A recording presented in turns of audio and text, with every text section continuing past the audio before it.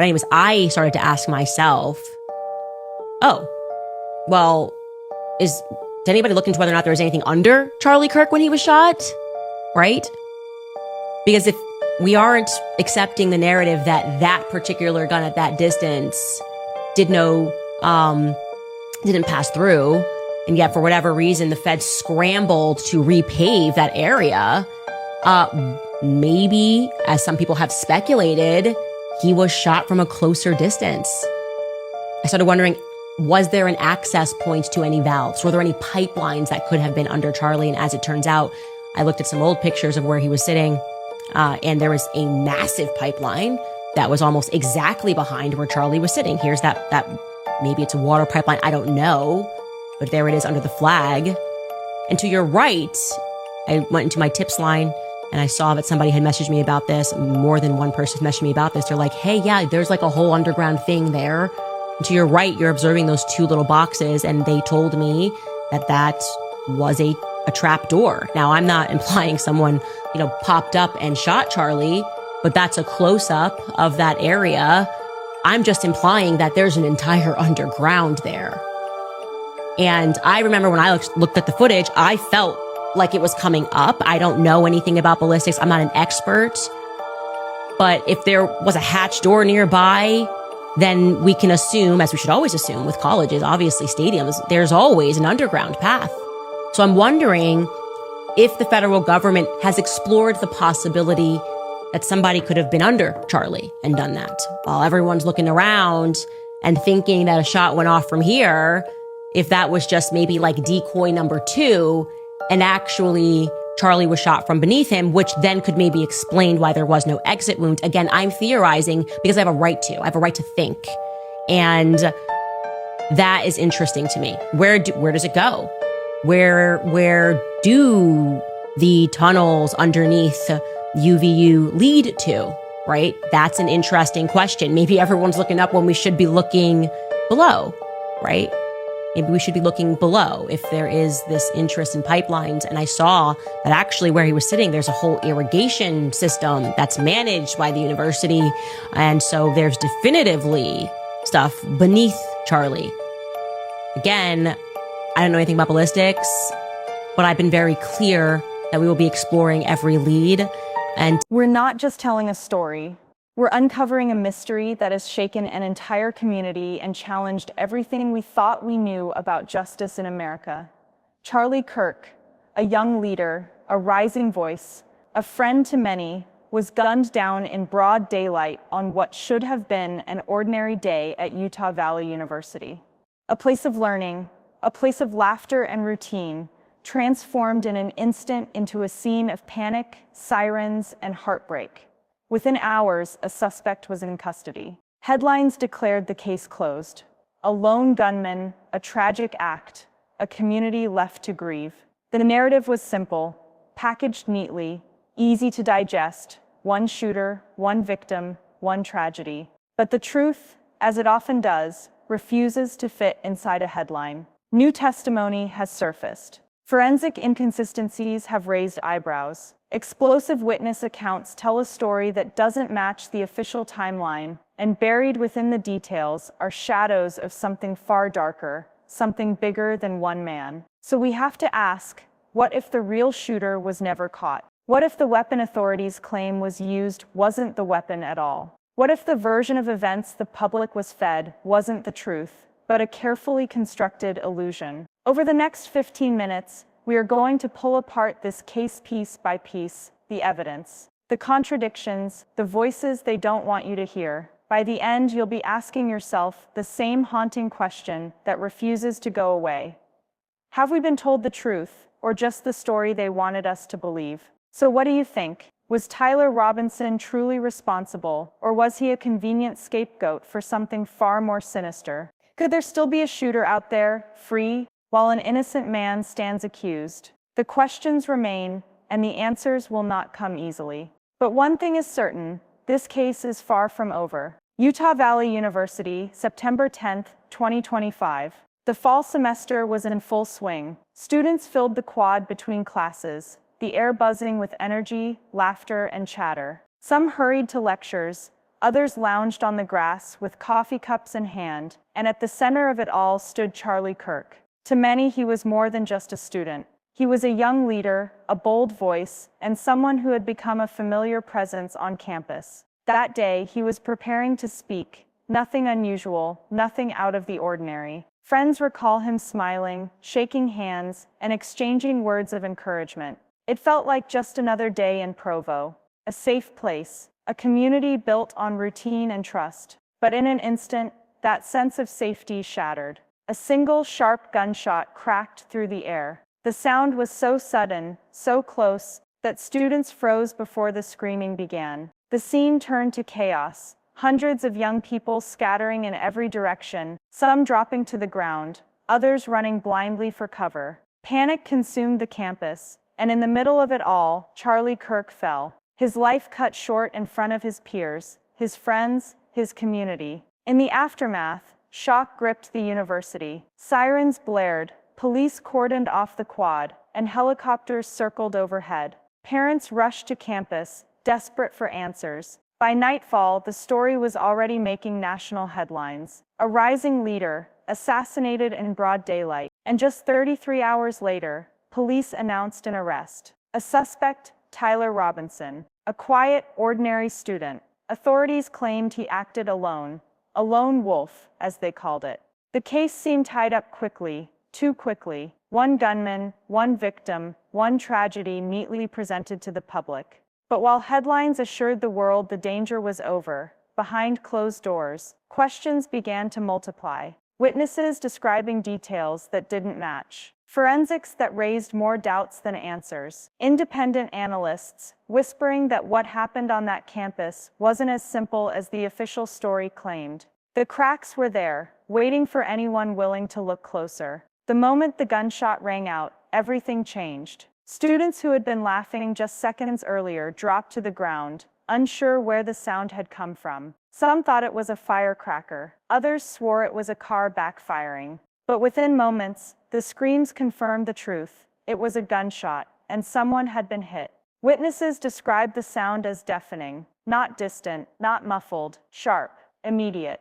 Many insisted it felt like the shooter was right there in the crowd, close enough that the ringing in their ears didn't stop for minutes after. Panic spread instantly. Hundreds of bodies surged in every direction, some hiding under benches, others sprinting toward buildings, desperately pulling friends by the arm. Cell phones flew out of pockets, calls to 911, overlapping with sobs and gasps of disbelief. Charlie Kirk collapsed to the ground, blood staining his shirt as those nearby froze in horror. Several students rushed forward to help, while others screamed for medics. In the confusion, people pointed in different directions. Some swore they saw a figure running toward the parking garage. Others claimed the sound came from a rooftop, and still more believed the shooter was hidden within the panicked crowd itself. Campus security was on the scene within minutes, followed by local police, but the damage had already been done. The quad looked like a battlefield. Shoes, backpacks, and notebooks scattered across the lawn,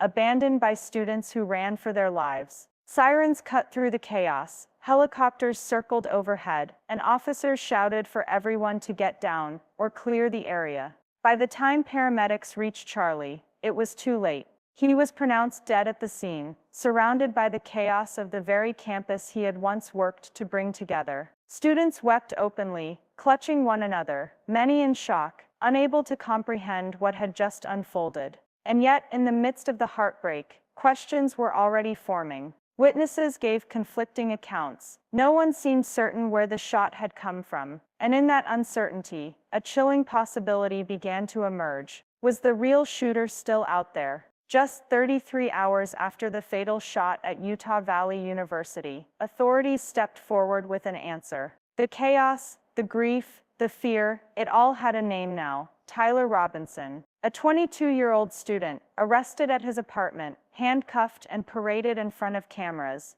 Police declared him a lone wolf, a troubled young man who had acted alone with no known accomplices. The announcement hit the news cycle like wildfire. Every headline, every broadcast, every push notification carried the same message: case closed. A dangerous individual had been caught, and the community could breathe again. At least that's what they wanted the public to believe. Investigators claimed Ronnensen had used a .306 hunting rifle, firing from the rooftop of the West Campus building. They pointed to grainy surveillance footage of him entering the campus that morning, wearing shorts, a maroon t-shirt, and a black cap. They insisted he had slipped away unnoticed after the shot, changing clothes to avoid suspicion, before returning to blend with the crowd. But even as officials painted the picture, cracks began to show. No footage existed of Ronnensen with a rifle, only with a backpack. The rooftop he was said to have used was never clearly visible in the crowd videos circulating online. And when pressed, police admitted that key pieces of forensic evidence, including the very weapon supposedly used, were still under review. Yet despite these gaps, the narrative was repeated over and over again. Tyler Ronnensen, lone gunman, end of story. For many, that explanation was enough. A suspect had been named, order had been restored. But for Charlie Kirk's grieving family, for the students who were there, and for analysts who studied the evidence closely, the official story felt too neat, too convenient. Because if Ronnensen truly fired the fatal shot, why did witness testimonies describe someone completely different? Why did the sound of the gunfire contradict the type of weapon authorities claimed was used? And perhaps most haunting of all, why was there no clear visual proof tying Ronnensen to the crime at all? The deeper you look, the less the story adds up, and the more it begins to feel like a carefully constructed illusion. If Tyler Ronnensen truly was the lone gunman, then witnesses, dozens of them scattered across the quad, should have seen the same thing, but they didn't. And what they described has become one of the most damning challenges to the official story. Several students recall seeing a figure on the rooftop just moments before the shot, but here's the problem: their descriptions don't match Ronnensen at all. Witnesses speak of someone dressed in tactical gear, face concealed by a mask, moving with the precision of someone who knew how to handle a firearm. Others remember the weapon differently, not the bulky hunting rifle authorities claim Ronnensen used, but a smaller, lighter weapon, something far easier to maneuver in tight spaces. Then there's the sound of the gunfire itself. Multiple witnesses say it didn't echo the way a heavy-caliber rifle would. It was sharper, quieter, more consistent with a suppressed round. Some even reported that they almost didn't realize it was a gunshot until chaos broke out. And the timeline, that's where things get even stranger. Video footage from students' phones, matched with metadata, suggests the rooftop wasn't occupied until after Ronnensen was already seen elsewhere on campus. Meaning, if their accounts are accurate, Ronnensen couldn't have been the shooter at all. One eyewitness, a former military cadet, gave perhaps the most chilling account. He described the shooter's stance, the way they shouldered the weapon, the speed with which they moved, details that suggested training, discipline, and experience. That wasn't some random kid with a gun, he told reporters off camera. That was someone who knew exactly what they were doing. When these accounts began circulating, they should have changed the direction of the investigation. Instead, they were brushed aside. Officials doubled down on the lone shooter theory, dismissing the contradictions as confusion under stress. But how many eyewitnesses can be wrong at the same time? How many separate testimonies can point to the same discrepancies before the official story begins to collapse under its own weight? The more witnesses spoke, the less the narrative fit. And the more the community began to wonder, was Tyler Ronnensen truly guilty, or was he the easiest person to blame? If eyewitnesses can be dismissed as confused or emotional, forensic evidence should cut through the noise. Science doesn't lie, but in the Charlie Kirk case, even the science raised more questions than answers. Let's start with the gunshot itself. Acoustic experts studied the recordings from multiple student phones, and the sound analysis tells a story that contradicts the FBI's narrative.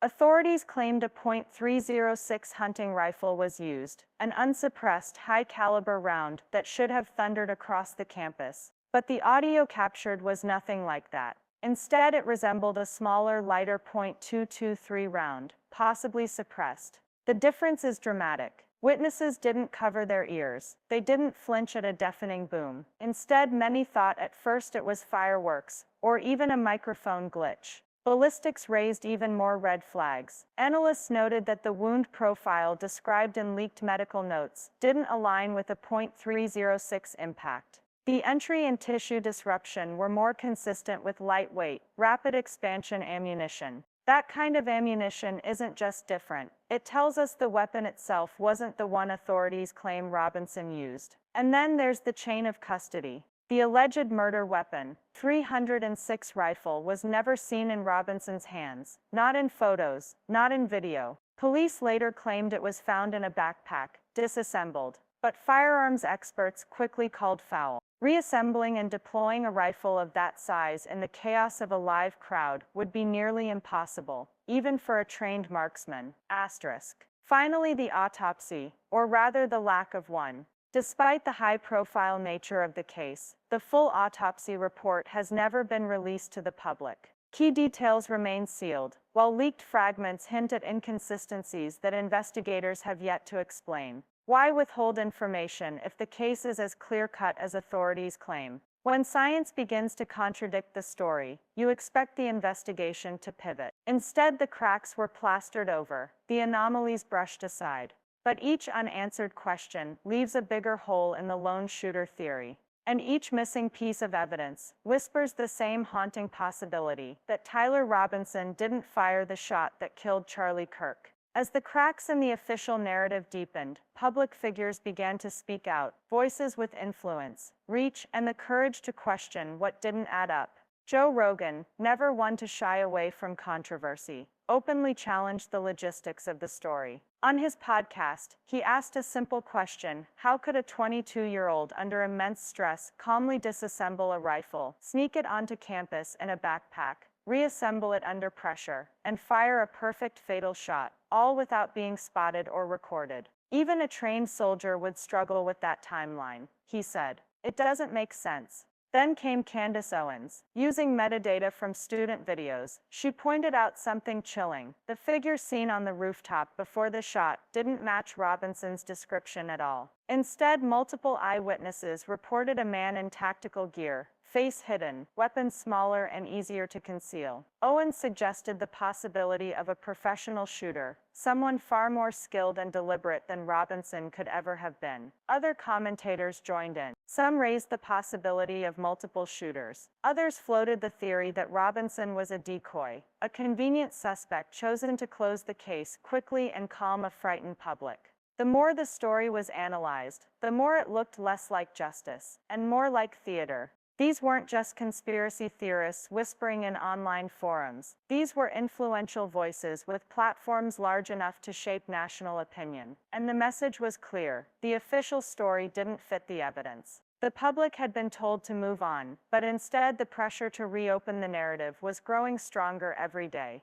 For Charlie Kirk's grieving family, these revelations brought no comfort, only deeper questions. And for Tyler Ronnensen, it meant his fate might not just be decided in a courtroom, but in the court of public opinion. So what really happened at Utah Valley University? Was Tyler Ronnensen truly the shooter, or was he a convenient scapegoat in a case far more complex than the public was told? Could the real perpetrator still be out there, watching as the world assumes justice has been served? The witnesses, the forensic anomalies, the public scrutiny, it all points to one truth: this story is far from complete. And every unanswered question only deepens the mystery. If you want to follow every new revelation, every twist, and every breakthrough in the Charlie Kirk investigation, now is the time to subscribe.